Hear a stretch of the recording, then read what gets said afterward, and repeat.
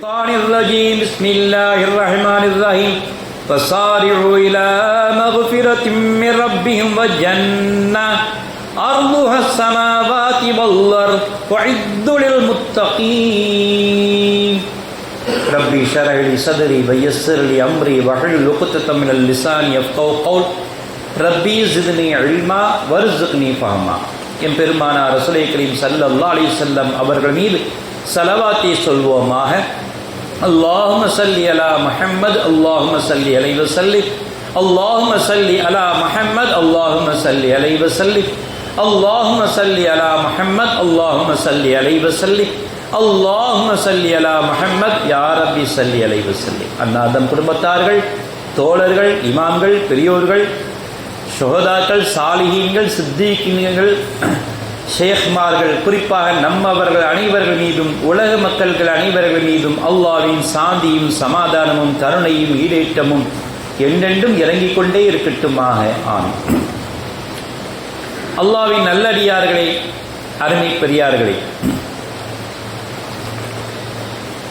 அல்லாஹ் தஆலா மனிதனை படைத்து அவனுக்கு நேர்வழி காட்டி இன்ன நன்மைகள் செய்தால் இதை தருவேன், இன்ன தீமைகள் செய்தால் அதை கொடுப்பேன் என்று மனித மக்களை மேம்படுத்துவதற்காக வேண்டி பல வகைகளை செய்து வைத்திருக்கின்றார்.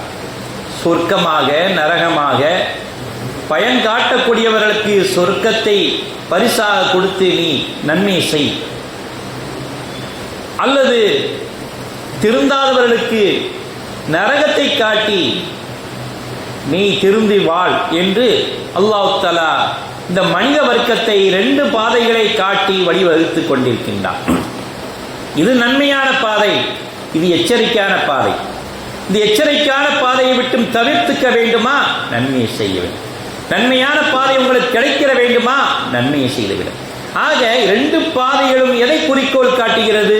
இறைவனை நீங்கள் வணங்க வேண்டும், நல்வழி காட்ட வேண்டும், நல்வழிப்படுத்த வேண்டும் என்பதை இந்த ரெண்டு பாதைகளும் நமக்கு தெளிவுபடுத்துகின்றது. ஆகவே தான் வஸாரிஉ இலா மக்ஃபிரத்தின் மின் ரப்பிஹிம் வ ஜன்னத்துன் அர்துஹா ஸமாவாதி வல் அர்த் உஇத்த லில் முத்தகீன் என்று அல்லாஹ் தஆலா சொல்லி காட்டினார். வஸாரிஉ, நீங்க விரைந்து செல்லுங்கள், இறைவனிடம் மன்னிப்பை பெறுவதற்காக சோனபதியின் பக்கம் விரைந்து செல்லுங்கள். அல்லாஹ்விடம் மன்னிப்பை கேட்டு நன்மைகளை செய்து சுவனத்தை பெறுவதற்காக வேண்டி விரைந்து செல்லுங்கள். அந்த ஜன்னா எப்படிப்பட்ட ஜன்னா என்று தெரியுமா? அர்லுஹ ஸமாவாதி வல் அர்த், இந்த வானம் பூமியை விட விசாலமானதாக இருக்கின்றது. யாருக்கு இருக்கின்றது? உஇத்த லில் முத்தகீன், பயபக்தி உடையவர்களுக்கு அதை சித்தப்படுத்தி இருக்கின்றான் அல்லாஹ் தஆலா என்று இந்த ஆயத்திலே சொல்லி காட்டினார். அவனுடைய நோக்கம் என்ன? மனிதர்கள் பயபக்தியுடையவர்களாக வாழ வேண்டும். சுவனம் செல்ல என்ன வழி? நம் கவனமாக வாழ வேண்டும், அதுதான் முக்கிய வழி. சுவனத்திற்கு நம் வாழ்க்கை கவனமாக வாழ வேண்டும். அப்பொழுதுதான் இந்த சுவன பாதை நமக்கு லகுவாக கிடைக்கும் என்று குர்ஆனும் ஹதீஸும் நமக்கு தெளிவுபடுத்துகின்றது. உம்மத்தில் முஹாஜிரீன்கள், ஏழைகள் 40 ஆண்டுகளுக்கு முன்னாலே சொர்க்கம் சென்று விடுவார்கள் என்று பெருமானார் ரசூலை கரீம் ஸல்லல்லாஹு அலைஹி வஸல்லம் சொல்லிட்டார். ஏழைகள் முஹாஜிரீன்கள், அல்லது நாடோடியாக பயணம் சென்றக்கூடியவர்கள் தான் ஏழைகள், முஹாஜிரீன்கள், ஹிஜ்ர் சென்றவர்கள். இவர்கள் எல்லாம் 40 ஆண்டுகளுக்கு முன்னால சொர்க்கம் என்று கியாமனால் வந்து சொர்க்கம் வந்து எல்லாருக்கும் கேள்வி கணக்கு கேட்பதற்கு முடித்த பிறகு நமக்கெல்லாம் கேள்விக்கு முன்னால் 40 ஆண்டுகளுக்கு முன்னாலே அவங்க சென்றுவாங்க. காரணம் என்ன? ஒண்ணுமில்லை, யா அல்லாஹ், ஏன் சொத்து வச்சுனா கணக்கு பார்க்கறதுக்கு என்கிட்ட என்ன இருந்தது? நானே நாடோடியா திரும்பி இருந்தேன், முஹாஜிரீன்களா இருந்தேன், ஹிஜ்ர் செஞ்சிருக்க இருந்தேன், உன்னை வணங்கிட்டு இருந்தேன், வேற என்ன வேலையா இருக்கு? சரி போப்பா. மற்றவங்களுக்கு கணக்கு காட்டி உள்ள நுழையிறதுக்கு 40 வருஷம் ஆகுது. சுலைமான் அலைஹிஸ்ஸலாம் இன்னொரு படியாக உலக மக்கள் எல்லாம் சொர்க்கத்துக்கு நுழைஞ்சிட்டாங்களே, கடைசியில நான் நுழையக்கூடிய பாக்கியம் உள்ளவனா இருக்கின்றேன். அவ்வளவு சொத்து பத்துகளை எல்லாம் அல்லாஹ் தஆலா கணக்கிட்டு அவங்கள அனுப்புறதுக்குள்ள உலக மக்கள் எல்லாம் உள்ள போயிடுவாங்க. அவ்வளவு சொத்து பத்து இருக்காங்க. ஆக ஏழைகள் நடுத்தர மக்கள் அடுத்ததாக, பணக்காரர்கள் கடைசியாக வருகின்றது என்றால் அதையெல்லாம் தப்பிப்பதற்கு அல்லாஹ்வுடைய மக்ஃபிரத் வேண்டும் என்று பெருமானார் ரசூலுல்லாஹி கரீம் ஸல்லல்லாஹு. எவ்வளவு செல்வம் வச்சாங்க, அல்லாஹ்வுடைய மக்ஃபிரத் இருக்குது. உன்னுடைய செல்வத்தை நான் நியாயமான வழியில் செலவழித்தே அல்ல, முடிஞ்சு போச்சு. என் பிள்ளைகளுக்கும் மனைவிக்கும் நியாயமான முறையில் செலவழித்தே கணக்கு இல்லை. மனைவி மக்களுக்கு செலவழிச்ச கணக்கு இல்லை, தாய் தந்தைகளுக்கு கணக்கே கிடையாது. ஆனால் கணக்கு ஒப்படைக்காதீங்க போப்பான். மற்றதுக்கு ஒவ்வொரு விஷயத்துக்கும் நான் சொந்தமாக சம்பாதித்தாலும் என்னுடைய சுய செலவை கூட அல்லாஹ் தஆலா கேட்பான், கணக்கு கேட்பான். நான் என்னென்ன செலவழிச்சேன், எவ்வளவு நீ பயன்படு, என்னுடைய நிஅமத்துகளையும் அருளையும் நீ எவ்வாறு செலவழித்தாய் என்று அல்லாஹ் தஆலா கேட்கின்றான் என்று பெருமானார் ரசூலுல்லாஹி கரீம் ஸல்லல்லாஹு அலைஹி வஸல்லம் சொல்லிட்டார். ஆகவே தான் ஏழைகள் அதிகமாக அமலை வைத்திருக்கின்றார்கள், கொஞ்சமாக தான் பணம் வச்சுட்டாங்க. அவனுக்கு கணக்கு வழக்கு சொல்ல தேவையில்லை, நன்மையை வச்சு விறுவிறுன்னு போவாங்க. பணக்காரர்கள் நிறைய நன்மைகள் வைத்திருப்பார்கள், பணமும் இருக்கின்றது, எந்த அளவுக்கு செலவழிச்சீங்க கணக்கு கேட்டு ஒப்படைச்சிட்டு போங்க என்று அல்லாஹ் தஆலா அவர்களை தாமதப்படுத்துகின்றான் என்று பெருமானார் ரசூலுல்லாஹி கரீம் ஸல்லல்லாஹு அலைஹி வஸல்லம் சொல்லி காட்டினார். ஒரு விஷயம் சொல்லும் பொழுது அல்லாஹ்வுடைய ரிஸ்கை சாப்பிட்டு அல்லாஹ்வுடைய இடத்திலே அமர்ந்து கொண்டு எப்படி பாவம் செய்ய துணிவு வருகின்றது என்று கேட்கின்றார்கள். யாரு? இப்ராஹிம் இப்னு அதுகம் ரலியல்லாஹு தஆலா. எங்கே திரும்பினாலும் அவன் இடம்தான், என்னுடைய இடம் எதுவும் கிடையாது, அல்லாஹ்வுடைய இடம்.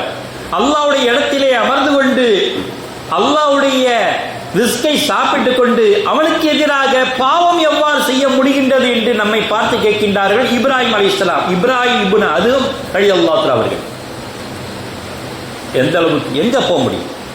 நான் இஷ்டத்துக்கு பாவம் செய்வேன், உன் இடத்துக்கு போப்பா. எங்க இருக்கு இடம்? நமக்குன்னு ஒரு இடம் கிடையாது. நான் இஷ்டப்படி தான் பாவம் செய்வேன், நீ உருவாக்கிய ரிஸ்கை சாப்பிடு. எங்க உருவாக்க? ஒரு சோறு பருக்கையை நம்மால் உருவாக்க முடியுமா? அரிசியை நாம் உருவாக்க முடியுமா? நிச்சயமா முடியாது. எல்லாமே அவன் அருளால் கிடைக்கப்பட்ட உணவு, அவன் அருளால் கிடைக்கப்பட்ட இடம், அவன் அருளால் கிடைக்கப்பட்ட பொருளாதாரம், எல்லாமே அவனுடைய அருளாதாரம், பொருளாதாரம் எல்லாம் அவனுடைய அருள் தான். அதை வைத்துக்கொண்டு நாம் அனுபவித்துக் கொண்டு அவனுக்கு எதிராக எவ்வாறு பாவம் செய்ய துணிகிறோம் என்பதை இப்ராஹிம் இப்னு அதுகம் ரலியல்லாஹு அவர்கள் உதாரணமாக கேட்கின்றார்கள் என்றால் இதைத்தான் அல்லாஹ் தஆலா மறுமையிலும் கேட்கின்றார். என்னுடைய அருளை சாப்பிட்டியா? என்னுடைய அருளில் தான் இருந்தேன். ஆமா. என்னுடைய இடத்துல தானே இருந்தீங்க? ஆமா இருந்தாங்க. அல்லாஹ் அப்ப எப்படிப்பா உங்களுக்கு துணி வந்துச்சு இந்த பாவங்கள் செய்யறதுக்கு, என்னை வணங்காமல் இருக்கிறதுக்கு, என்னை தொழுகாமல் இருக்கிறதுக்கு, என்னை நோம்பு நோக்காமல் இருப்பதற்கு, என்னுடைய ஹஜ்ஜை செய்யாமல் இருப்பதற்கு, என்னுடைய அமல்களை செய்யாமல் இருப்பதற்கு எவ்வாறு உங்களுக்கு துணி வந்தது? செல்வம் கொடுத்தனா? ஆமா கொடுத்தே. அல்லாஹ் ஏன் ஹஜ்ஜி செய்யல? நேரம் இல்லை. உனக்கு இதற்கெல்லாம் இதுக்கு நேரம் இருக்கின்றதா என்று அல்லாஹ் தஆலா நேரத்தை கூப்பிட்டு நாம் வீணாக கழித்த நேரங்களை எல்லாம் அழைத்து இவரை எவ்வாறு நேரத்தையும் காலத்தையும் கடத்தினார் என்பதை நீங்கள் சொல்லுங்கள் என்று அல்லாஹ் தஆலா சொல்லி காட்டுகிறார். எல்லாத்தையும் சொல்லி காட்டுகிறார். அப்படி இருக்கும்பொழுது இந்த காலங்களும் நேரங்களும் நமக்காக சொல்லுகின்றது, ஆமா இவர் வீணாக தான் கழிச்சார். இதுக்கு வீணாக கழிக்கக்கூடிய காலகட்டத்தில் நீங்கள் ஹஜ்ஜி செய்திருக்கலாமே, வீணாக கழிக்கக்கூடிய காலகட்டத்தில் நீங்கள் நோம்பு நோற்றிருக்கலாமே, வீணாக கழித்த காலகட்டத்தில் நீங்கள் தொழுதிருக்கலாமே என்று அல்லாஹ் தஆலா கேள்விகளை கேட்கிறீங்க. அல்லதீன யன்ஃபிகூன ஃபிஸ் ஸர்ராய் வல் ضراய் வல் காலிமீனல் கைர வல் ஆஃபீன அன் நாஸி வல்லாஹு யுஹிப்புல் முஹ்ஸினீன் என்று அல்லாஹ் தஆலா சொல்லி காட்டுகிறார். பயபக்தியுடையவர்கள் எத்தகையவர்கள் என்று தெரியுமா? அவர்கள் இன்பமான செல்வமுடைய நிலைமையிலும் துன்பமான ஏழ்மை நிலையிலும் இறைவன் பாதையிலே செலவு செய்யக்கூடியவர்களாக இருக்கின்றார்கள். கோபத்தை அடக்கி ஆள்வார்கள், மனிதர்கள் செய்யும் பிழைகளை மன்னிப்பார்கள். இத்தகைய அழகிய நன்மை செய்பவர்களே அல்லாஹ் தஆலா நேசிக்கின்றான் என்று சொல்லிக்கிறார். இப்படிப்பட்டவர்கள் கோபத்தை மென்று முழுங்கிடுவாங்க, தனக்கு செய்தவர்களை மன்னிச்சிருவாங்க. நேரம் கிடைக்கும் போது செல்வத்தை எப்படி செலவழிப்பாங்க அவங்க செலவழிப்பாங்க. காலத்தையும் நேரத்தையும் மிச்சப்படுத்துவாங்க, நன்மையான காலமாக மாற்றுவாங்க. ஒரு நொடி கண்டாலும் கவலைப்படுவார்கள், இந்த நொடியை அல்லாஹ்வுக்கு நினைச்சிருக்கலாமே, அல்லாஹ் வணங்கியிருக்கலாமே என்று நல்லவர்கள், பயபக்தியுடையவர்கள் ஒவ்வொரு நேரத்தையும் ஒவ்வொரு மணியையும் அவர்கள் யோசிப்பார்கள். இவர்கள் தான் நான் நேசிக்கிறேன் அல்லாஹ் சொல், இப்படிப்பட்டவர்களை நான் பிரியம் கொள்கிறேன் என்று அல்லாஹ் சொல்லி காட்டினார். மற்றொரு விஷயமாக உலக ஆசை இறை ஆசையை நீக்குகின்றது. உலகத்தை மீது பற்று வைத்தோம் என்றால் இறை ஆசை நீங்கி விடுகின்றது. உலகை பயந்து கொள்ளுங்கள், பெண்கள் விஷயத்திலும் பயந்து கொள்ளுங்கள் என்று பெருமானார் ரசூலுல்லாஹி கரீம் ஸல்லல்லாஹு அலைஹி வஸல்லம் 2 விஷயத்தையும் எச்சரிக்கை செய்திருக்காங்க. உலக ஆசையையும் பயந்து கொள்ளுங்கள், பெண்கள் விஷயத்திலும் பயந்து கொள்ளுங்கள். ஏனென்றால் உலக ஆசை உங்களை காந்தம் போல இழுக்கும், பெண்களுடைய ஆசை போதையாக உங்களை மயமயக்கிவிடும் என்று பெருமானார் ரசூலுல்லாஹி கரீம் ஸல்லல்லாஹு அலைஹி வஸல்லம் சொல்லிட்டாங்க. ரெண்டுமே பாவத்தின் பக்கம் இழுத்துரும். நான் நல்லவன்பா, எந்த பெண் எவ்வளவு பெரிய அழகான பெண்கள் வந்தாலும் என் உள்ளத்தை அசைச்சு பார்க்க முடியும்னு யாராவது சொல்லிவிட முடியாது. எவ்வளவு பெரிய ஆளா இருந்தாலும் சரி சொல்லிவிட முடியாது. ஒரு தனிமையில் ஒரு ஆணையும் பெண்ணையும் விட்டு 2 மணி நேரம் பேச வைத்து விட்டால் இவன் நல்லவனா கெட்டவனா தெரிஞ்சு யாராலும் பேசிட முடியுமா? பேசிட்டு வந்துட்டேன் என்று யாராவது சொல்ல முடியுமா? நிச்சயமா முடியாது. ஆகவே தான் இந்த விஷயத்தில் எச்சரிக்கையாக இருந்து கொள்ளுங்கள் என்று பெருமானார் ரசூலுல்லாஹி கரீம் ஸல்லல்லாஹு அலைஹி வஸல்லம் சொல்லி காட்டினார். ஃபேஸ்புக்கை திருப்பினா போதும், இன்ஸ்டாகிராமை திருப்பினா போதும், ஸ்னாப்சாட் திருப்பினா போதும், நம்ம ஜனங்கள் எப்படியெல்லாம் அலைபாய்ந்து கொண்டிருக்கின்றன. துப்படியை போட்டுக்கொண்டு அது கண்ணாடி மாறி இருக்கின்றது, எல்லா அவலயங்களும் தெரிகின்றது, அதுக்கு லைக் போடுங்க போடுங்க என்று டான்ஸ் ஆடிக்கொண்டு எவ்வளவு அனாச்சாரங்கள் நடந்து கொண்டிருக்கின்றன. இதெல்லாம் அல்லாஹ்வுக்கு பயம் இல்லையா? யாரும் பார்க்கவில்லையா? தாய் தந்தைகள் கண்டிக்கவில்லையா? குடும்பத்தார்கள் அவர்களை அண்ணன் தம்பி யாருமே இல்லையா? அந்த பிள்ளைகளுக்கு எவ்வளவு விஷயம். இன்ஸ்டாகிராம்ல நுழைய நாம் பிள்ளைகள் என்ன பண்ணுதுன்னு பார்க்கணும். இதுல லைக் கிடைத்தால் மறுமையில் லைக் கிடைத்து விடுமா? மறுமையில் நன்மை கிடைக்க யாருமே பாடுபடவில்லை. எல்லாமே தப்புன்னு சொல்லல. எத்தனையோ பெண்கள் தொழுகை விஷயத்தை சொல்லி கொடுக்குதுங்க. பெண்களை பார்க்கும் பொழுது பெண்கள் சம்பந்தப்பட்ட தொழுகை விஷயங்கள், நோம்பு விஷயங்கள், ஹைல் விஷயங்கள், நிஃபாஸ் விஷயங்கள் எல்லாத்தையும் சொல்லிக் கொடுக்குறாங்க. அந்த பிரயோஜனமான சொல்லிக் கொடுப்பது எவ்வளவு நன்மையை தரும். ஒரு இன்ஸ்டாகிராமை நீங்கள் இன்பமான கிராமா ஆக்கணும், துன்பமான கிராமா ஆக்கிடக்கூடாது. அது மறுமைக்கு நமக்கும் துண்டிக்கக்கூடிய ஒன்றா இருக்கின்றது. ஒரு 3 வயசுக்குள்ள செல்ல கொண்டு வந்தா வா, இல்லைன்னா செல் என்று சொல்லக்கூடிய ஒரு பெண் குழந்தையை தான் பார்க்கணும். 3 வயசு குழந்தை பாப்பட செல் இருக்கா கொண்டா, இல்லைன்னா செல், போன் இருந்தா வா, இல்லைன்னா போ என்று சொல்லக்கூடிய விஷயத்தில் தான் குழந்தையிலிருந்து பதிவு வைத்திருக்கின்றோம் என்பதை மறக்க முடியாத உண்மையா இருந்து கொண்டிருக்கின்றது. செல் உறவை மறுக்கிறது, மறக்கிறது. நீங்க செல்லை வச்சு தாடி பாருங்க, அந்த நேரத்து வாப்பா கூப்பிட்டா வேலை இல்லையான்னு கோபம் வரும். நான் முக்கியமான வேலை என்னமோ ஒரு ஜுசு முடிச்சு குர்ஆனை முடிக்கக்கூடிய நன்மையான காரியத்தை செஞ்சுட்டு இருக்க மாதிரி பாப்பா கூப்பிட்டவனே உனக்கு வேலை இல்லையா, நான் முக்கியமான வேலை இருக்கு. உறவை மறுக்கிறது, உறவையும் மறக்கிறது. இந்த செல் உலக ஆசைக்குள் புகுத்துகிறது. செல் ஹராமான வாசலை திறக்கிறது. செல் சொர்க்கத்தின் வாசலை மூடுகிறது. செல் சொர்க்கத்தை தடுக்கிறது. செல் நல்ல காரியங்கள் எல்லாம் தடுக்கிறது. இந்த செல் நம் செல்லில் முழுவதும் ஊடுருவி மைண்டெல்லாம் மாற்றும். இது இஸ்லாத்தில் வன்மையாக கண்டிக்கக்கூடிய ஒரு விஷயமா இருக்கின்றது. இறை பயம், நரக பயம், மன்னரை பயம் எல்லாமே இந்த மறந்து செல்லில் மூழ்கி கிடக்கின்றோமே, இது நன்மையான காரியமா? மறுமை வாழ்க்கைக்கு பிரயோஜனமான காரியமா? இது மறுமை வாழ்க்கையை மறக்கடிக்கக்கூடிய செயலாக இருக்கின்றது என்று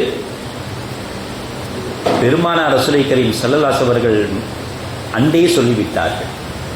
உலக ஆசையை அல்லாஹ் துறந்து விட்டான், நீ அதில் மூழ்கி கிடப்பீர்கள் என்று பெருமானார் ரசூலுல்லாஹி கரீம் ஸல்லல்லாஹு அலைஹி சொல்லி காட்டுகிறார். நல்லோருக்கு மரணம் ஒரு பரிசு பொருளாக ஏற்றுக்கொள்வார்கள். நல்லோருக்கு பாவம் ஒரு துன்பமாக நினைத்துக் கொள்வார்கள். நல்லோருக்கு அறிவு இறைவன் கொடுத்த அருட்கொடையாக நினைப்பார்கள், அன்பளிப்பாக நினைத்துக் கொள்வார்கள். நல்லோருக்கு அறிவீனம் ஒரு வழிகேடாக நினைத்துக் கொள்வார்கள். நல்லோர்கள் அநீதம் ஒரு கை சேதமாக ஏற்றுக்கொள்வார்கள். நல்லோர்கள் வழிபாடு ஒரு சுவன பாதையாக ஏற்றுக்கொள்வார்கள். ஆனால் இப்போ நல்லோர்கள் எங்கே என்று கேட்கக்கூடிய நிலைமை. உள்ளத்தை நாம் தட்டி கேட்கும் பொழுது காலையிலிருந்து மாலை வரையும் என்ன பாவம் செஞ்சோம், என்ன நன்மை செஞ்சோம், 2 தராசை நிறுத்து பார்த்தா எது கனமா இருக்கும்? நன்மை தட்டு கனமா இருக்கின்றா, தீமை தட்டு கனமா இருக்கின்றா? எல்லாத்தையும் பட்டியலிட்டுறோம். இசாவு பிறகு உட்கார்ந்துட்டு காலையில் சுபு தொழுது எத்தனை பேர் தொழுதோம், எவ்வளவு பேர்களுக்கு உதவி செஞ்சோம், என்னென்ன நன்மைகள் செய்தோம், என்னென்ன தீமைகள் செய்தோம், புறம் பேசணும், போல் சொன்னோம், எல்லாத்தையும் ஒரு தட்டில் வச்சா எது நன்மையாக இருக்குது. இது ஒவ்வொரு நாளும் கணக்கெடுத்து பார்த்தா நம்மளுக்கே தெரிஞ்சிடும், விட தெரிஞ்சிடும், ரிசல்ட் தெரிஞ்சிடும், நம்ம பாஸா ஃபெயிலாக. அப்படி பயப்படுவார்கள். இன்னைக்கு ஒரு தீமை செய்துவிட்டோமே, அல்லாஹ் இந்த தீமையை நன்மையால் தானே போக்க முடியும், ஒரு நன்மை செய்வோமே என்று நன்மை செய்வார்கள். நபிகள் நாயகம் பெருமானார் ரசூலுல்லாஹி கரீம் ஸல்லல்லாஹு அலைஹி வஸல்லம் மெம்பரில் அமர்ந்து நாங்கள் எல்லாம் சுற்றி சூழ்ந்த உட்கார்ந்திருக்கின்றோம். பெருமானார் ரசூலுல்லாஹி கரீம் ஸல்லல்லாஹு அலைஹி வஸல்லம் சொல்லிக்க, உலக அழகையும் அதன் பொற்கொவியலையும் அல்லாஹ் திறந்து விடக்கூடிய விஷயத்தை நான் பயப்படுகின்றேன் என்று சொன்னார். திறந்துட்டான். அப்போ சொன்னாங்க 1500 ஆண்டுகளுக்கு முன்னால திறந்துட்டா என்ன செய்ய பயப்படுறேன் அப்படின்னா, உலக ஆசையையும் பொற்குவியலையும் இன்று திறந்து விட்டான்.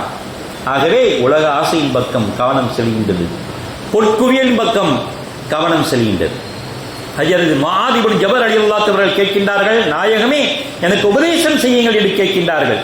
உள்ளத்தை மட்டும் தூய்மையாக வைத்துக் கொள்ளுங்கள் முஆதே, உள்ளத்தை மட்டும் தூய்மையாக வைத்துக் கொள்ளுங்கள். நீங்கள் சின்ன அமலா இருந்தாலும் உங்க உள்ளம் தூய்மையான உள்ளத்தை கொண்டு அது பெரிய வெள்ளமாக மாறிவிடும் என்று பெருமானார் ரசூலுல்லாஹி கரீம் ஸல்லல்லாஹு அலைஹி வஸல்லம் சொல்லி காட்டினார்கள். என்றால் அந்த தூய்மையான வெள்ளம் நம்முடைய கடமைகளை நிறைவேற்றிக் கொண்டே இருக்கின்றது. இன்று நாம் ஒவ்வொரு தினத்தை கொண்டாடுகின்றோம். டிசம்பர் 5 மண் தினம், டிசம்பர் 11 பூமியின் தினம், பூமியை ஆடாமல் அசையாமல் இருக்கக்கூடிய மலைகள் தினம்.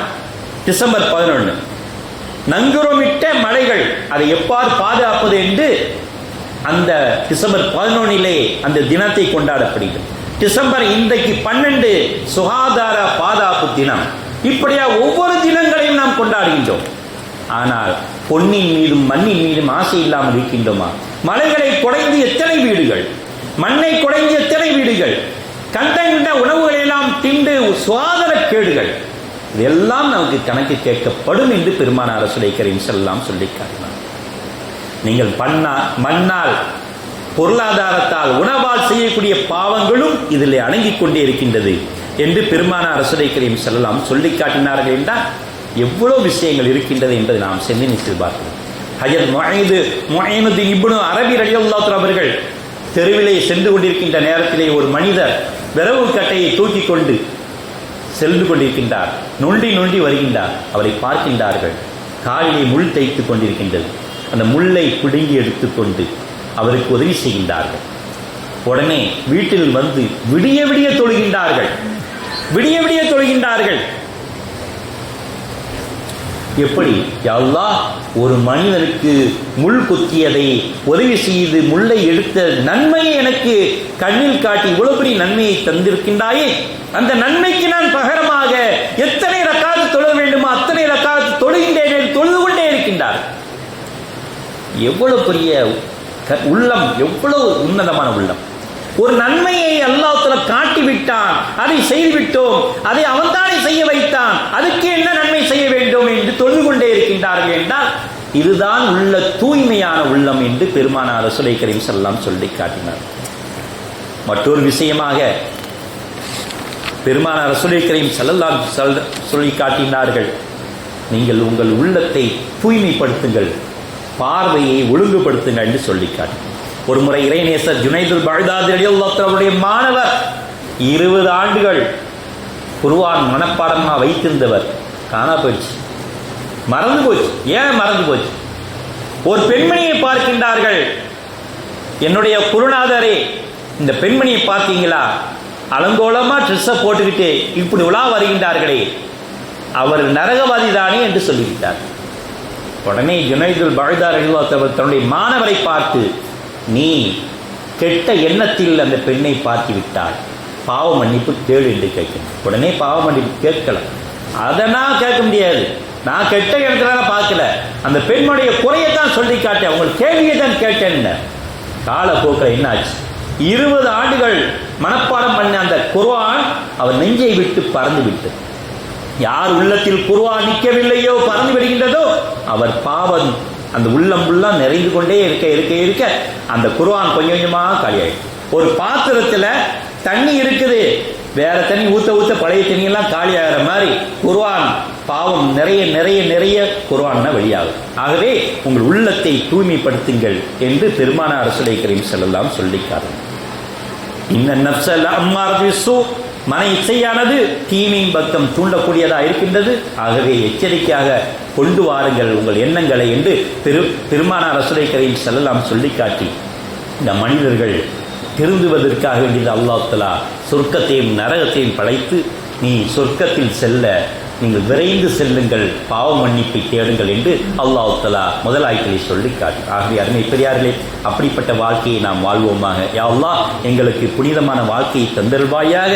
யா அல்லாஹ் எங்கள் பாவங்களை மன்னித்தருள்வாயாக. பாஹதர் அல்ஹம்துலில்லாஹி ரப்பில் ஆலமீன். பாரக்கல்லாஹு லனா வ லக்கும் குர்ஆன் ஹக்கீம் வ நஃபஅனா இய்யாக்கும் லா யாதுல் ஹக்கீம் இன்னஹு தஆலா ஜவாதுன் கரீம் ரப்பன் கரீம்.